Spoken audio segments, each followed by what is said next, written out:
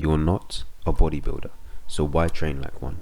Bodybuilders do have a very aesthetic physique, most definitely, but they also have a very good foundation of strength.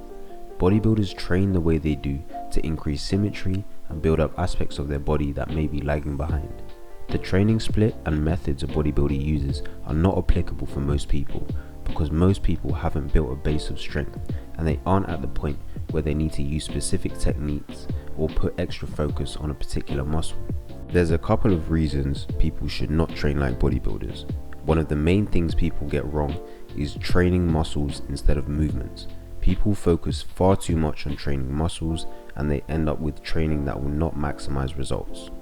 Firstly, training muscles instead of movements is a problem because it creates a disorderly workout program. Firstly, focusing on a muscle group once a week won't increase your strength and muscle size as much as hitting a muscle group 2 to 3 times a week, as loads of studies have concluded that this will lead to greater results. When you have one dedicated day to a muscle group, for most people that workout won't be very good because doing one exercise after another with the same muscle group won't give it a chance to recover. So you'll get fatigue very quickly and your performance will decrease quite fast. You'll feel this fatigue hit you, so naturally you won't want to go heavy or put in more effort as the exercises go on. What people don't realize is, going into a typical bodybuilding split, even though you may say you're going to train specific muscles, some of the exercises you do target multiple muscles, which is why I say train movements and not muscles. For example, people may say they are training chest and that they're going to bench, which is fine. But doing this movement, which is a pushing movement, targets your chest, triceps and shoulders. Training like a bodybuilder makes people focus on targeting specific muscles, even though they are involving multiple, and this can be a hindrance on recovery and growth. This takes me to the next problem of training like a bodybuilder, which is doing too many isolation movements, or thinking you are doing an isolation movement. People may think they are doing isolations like bench press, but are actually doing compounds, and this will affect other muscles that they train that they think aren't involved in the movement. There are a couple of problems with focusing on isolation movements too much. The first problem is a lack of progressive overload. Isolation movements can be overloaded over time, but it's much harder to do as you're focusing on one muscle, so you won't be able to produce as much force. And being able to produce less force means less total load on the muscle.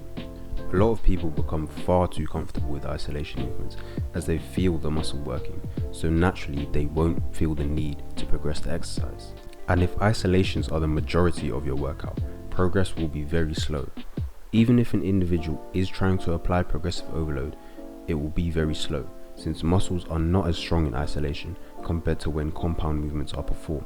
Therefore, not as much of a stimulus will be placed on the muscle to grow.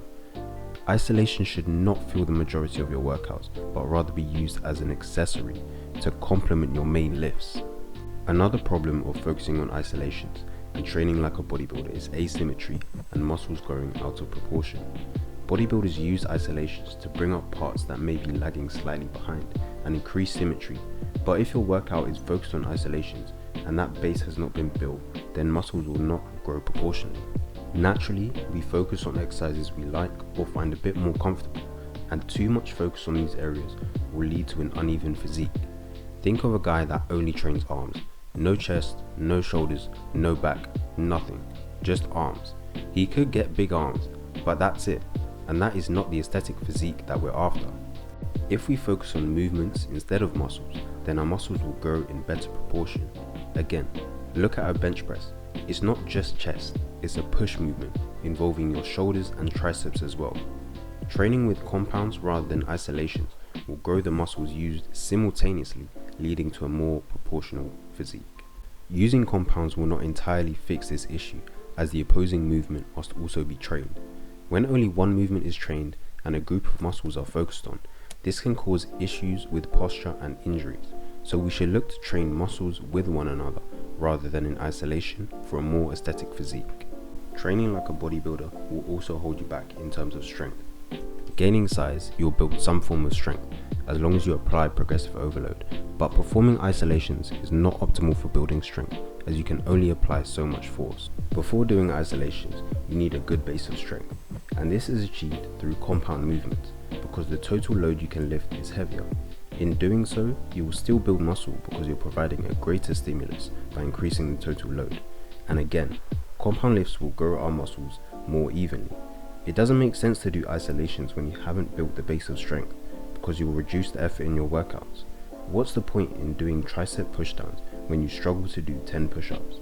Please go and do some push-ups.